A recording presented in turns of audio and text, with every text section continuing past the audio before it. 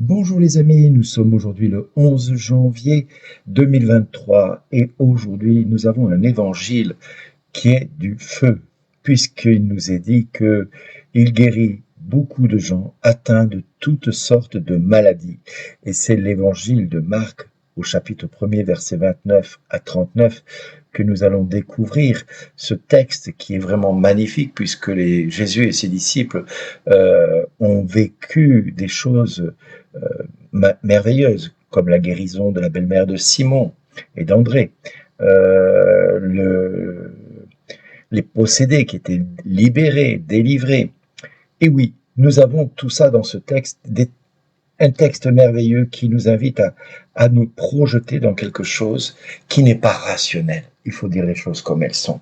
Aujourd'hui, notre société voudrait tout régenter, tout contrôler, tout maîtriser, et je suis abasourdi de voir Dieu agir de tellement de manières, de tellement de façons auxquelles l'homme rationnel ne peut pas comprendre. Et c'est ce qui me fait profondément souffrir des fois quand je vois des personnes qui ont une logique qui est supérieure à la logique de Dieu. C'est-à-dire qu'ils disent à Dieu ce qu'il doit faire, qu'ils disent à Dieu ce qu'ils doivent penser, qu'ils disent à Dieu comment il doit s'y prendre pour visiter son peuple. Non, désolé de vous décevoir, mes frères et sœurs. Nous ne pouvons pas dire à Dieu comment il doit régenter son Église et diriger son Église. Il est le souverain. Il est le régent par excellence.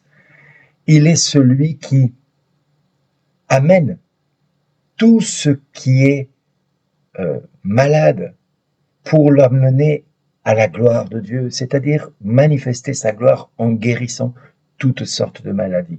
Et j'en ai encore les exemples ces jours-ci, pas plus tard que ces jours-ci, où plusieurs personnes que j'ai rencontrées à droite et à gauche ont vécu une véritable rencontre, une véritable libération dans leurs entrailles, de femmes, d'hommes, de personnes qui ont été vraiment délivrées de ce qui les habitait et qui n'était pas de l'imaginaire ou du subjectif, comme certains ont osé me dire.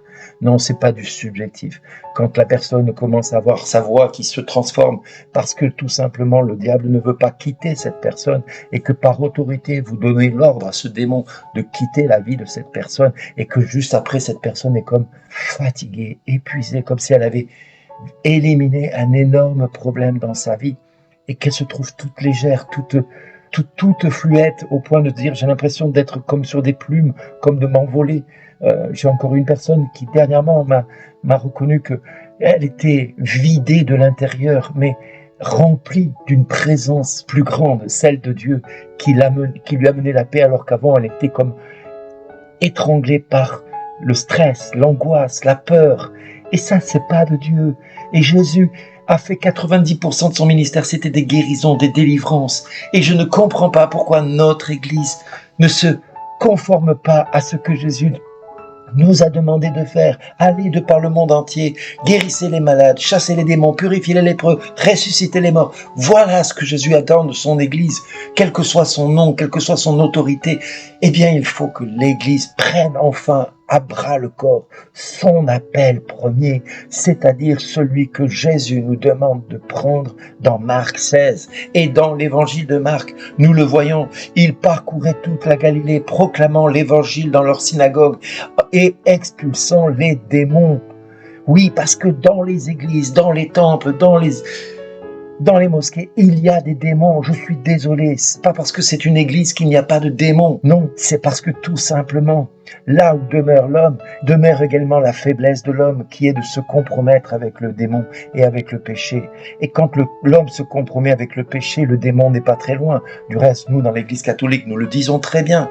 Nous disons, je rejette Satan qui est l'auteur du péché, je rejette le diable et je rejette le péché qui conduit au diable, et je rejette également tout ce qui me conduit à agir de manière malsaine. Et ça, c'est quelque chose que Dieu nous demande de faire et de proclamer et de vivre. Mais on a beau le dire avec la langue, si dans notre cœur nous ne prenons pas conscience que Jésus est venu pour nous libérer et nous guérir, eh bien nous passons à côté du message de l'évangile. Nous gommons 90% des évangiles.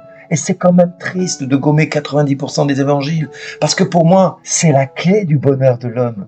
C'est la clé de voir un homme et une femme totalement délivrés, guéris, soulagés, apaisés, sereins. Oui, Dieu veut que nous soyons rassérénés, c'est-à-dire apaisés au summum de ce que nous devons être. Et j'ai envie de vous dire simplement encore ceci, que tout le monde te cherche, disaient les disciples à Jésus.